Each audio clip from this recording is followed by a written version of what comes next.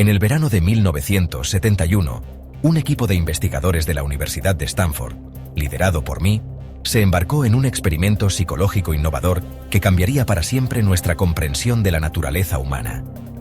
El experimento de la prisión de Stanford fue diseñado para investigar los efectos psicológicos del poder, la autoridad y la identidad dentro de un entorno de prisión simulado. Nuestro objetivo principal era examinar los factores situacionales que contribuyen al abuso de poder y las transformaciones psicológicas que ocurren cuando las personas se colocan en posiciones de autoridad o se someten a condiciones opresivas. Estábamos particularmente interesados en comprender cómo la gente común, despojada de sus identidades y colocada en un entorno desconocido y altamente controlado, se comportaría. Nuestra hipótesis era que el entorno social de una prisión, con sus dinámicas de poder inherentes y elementos deshumanizantes, crearía un caldo de cultivo potente para el comportamiento abusivo y la angustia psicológica.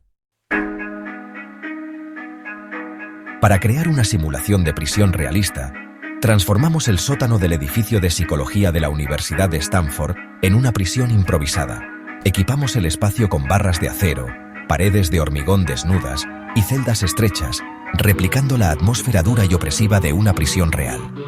Nuestro equipo examinó cuidadosamente a los posibles participantes, seleccionando 24 estudiantes universitarios varones que se consideraron psicológicamente sanos y estables. Estos jóvenes fueron asignados al azar a los roles de guardias o prisioneros, sin conocimiento previo de sus roles asignados.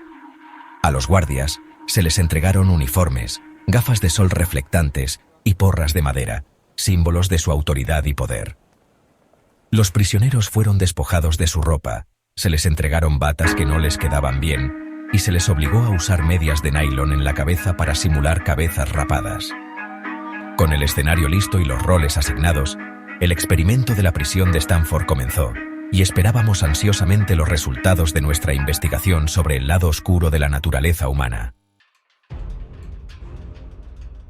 Al comienzo del experimento, tanto los guardias como los prisioneros mostraron un grado de incomodidad e incertidumbre en sus roles recién asignados. Los guardias, inicialmente vacilantes en afirmar su autoridad, parecían inseguros de cómo mantener el orden y el control. Sin embargo, a medida que las horas se convertían en días, una transformación dramática comenzó a desarrollarse dentro del entorno de la prisión simulada. Los guardias, envalentonados por su nuevo poder y la ausencia de restricciones externas, se volvieron gradualmente más asertivos, exigentes e incluso crueles en su trato a los prisioneros. Los prisioneros, despojados de sus identidades y sometidos al trato cada vez más arbitrario y deshumanizante de los guardias, comenzaron a mostrar signos de pasividad, obediencia y angustia emocional. La rápida e inesperada transformación tanto de los guardias como de los prisioneros dentro del entorno de la prisión simulada envió ondas de choque a través del equipo de investigación, obligándonos a confrontar la inquietante realidad de nuestros hallazgos. El experimento de la prisión de Stanford reveló la profunda influencia de los factores situacionales en el comportamiento humano. Demostró que las personas comunes, cuando se colocan en posiciones de poder o se someten a condiciones opresivas, pueden exhibir comportamientos que nunca creyeron posibles. La transformación de los guardias de estudiantes universitarios promedio a figuras abusivas y autoritarias ilustró la naturaleza seductora del poder. A medida que los guardias se atrincheraban más profundamente en sus roles, parecían obtener una sensación de placer y satisfacción al ejercer su nueva autoridad sobre los prisioneros. La pasividad y la obediencia de los prisioneros, por otro lado, demostraron los efectos psicológicos de la impotencia y la deshumanización. El experimento de la prisión de Stanford sirvió como un crudo recordatorio del poder de la situación para moldear el comportamiento humano, a menudo de maneras que desafían nuestras expectativas y desafían nuestras creencias más profundas sobre nosotros mismos y los demás. Sección 5. La transformación de los guardias. El comportamiento de los guardias en el experimento de la prisión de Stanford fue uno de los aspectos más inquietantes del estudio. Adoptaron rápidamente un patrón de comportamiento caracterizado por la agresión y el control. Los guardias del turno de noche disfrutaban atormentando a los prisioneros. Despertaban a los prisioneros en medio de la noche y los sometían a abusos verbales. emplearon tácticas psicológicas para romper la identidad de los prisioneros. Ofrecían privilegios a los que cooperaban y castigaban a los que se resistían. No se limitaron al abuso físico y psicológico. Participaron en una campaña de degradación, negándoles higiene y refiriéndose a ellos por números. Sección 6. El colapso de los prisioneros. Los prisioneros en el experimento de la prisión de Stanford experimentaron una profunda transformación psicológica como resultado de su confinamiento y el comportamiento abusivo de los guardias. Despojados de sus identidades, sometidos a constante vigilancia y control, y privados de los derechos humanos básicos, los prisioneros exhibieron una variedad de trastornos emocionales y de comportamiento. Muchos de los prisioneros se volvieron retraídos y apáticos, mostrando poco interés en su entorno o en sus compañeros prisioneros. Parecían perder todo sentido de esperanza y agencia, resignándose a su destino como prisioneros impotentes. Otros se volvieron cada vez más agitados y angustiados, mostrando signos de ansiedad, depresión e incluso pensamientos suicidas. Un prisionero, conocido como prisionero 8612, experimentó un colapso emocional completo después de solo 36 horas en la prisión simulada. A pesar de su evidente angustia, los guardias inicialmente descartaron su comportamiento como un acto de manipulación, negándose a liberarlo del experimento. Sección 7. Preocupaciones éticas y terminación anticipada.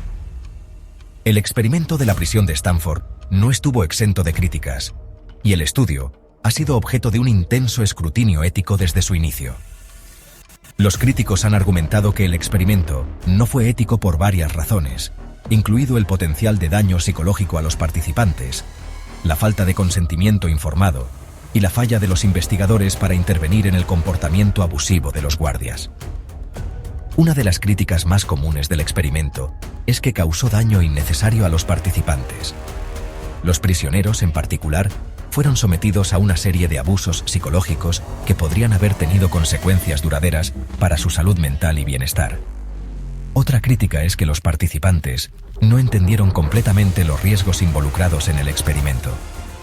Aunque los participantes firmaron formularios de consentimiento, estos formularios no revelaron completamente la naturaleza del estudio o el potencial de daño psicológico. En respuesta a estas preocupaciones éticas, el experimento de la prisión de Stanford se terminó después de solo 6 días, mucho antes de su duración prevista de 2 semanas. Sección 8. El legado del experimento de la prisión de Stanford. A pesar de su naturaleza controvertida, el experimento de la prisión de Stanford sigue siendo uno de los estudios más influyentes en la historia de la psicología. Sus hallazgos han tenido un profundo impacto en nuestra comprensión de la naturaleza humana, el poder de la situación y los peligros de la autoridad sin control. El experimento se ha citado como evidencia del efecto Lucifer, un término acuñado por Philip Zimbardo para describir la transformación de personas comunes en perpetradores del mal. Según Zimbardo, el efecto Lucifer ocurre cuando las personas se colocan en situaciones que corrompen su moral y las llevan a actuar de maneras que nunca creyeron posibles. El experimento de la prisión de Stanford también ha tenido un impacto significativo en el campo de la reforma de la justicia penal. Sus hallazgos se han utilizado para argumentar la necesidad de una mayor supervisión de las prisiones, la importancia de tratar a los prisioneros con dignidad y respeto, y los peligros del confinamiento solitario. Sección 9. La importancia de resistir las fuerzas situacionales.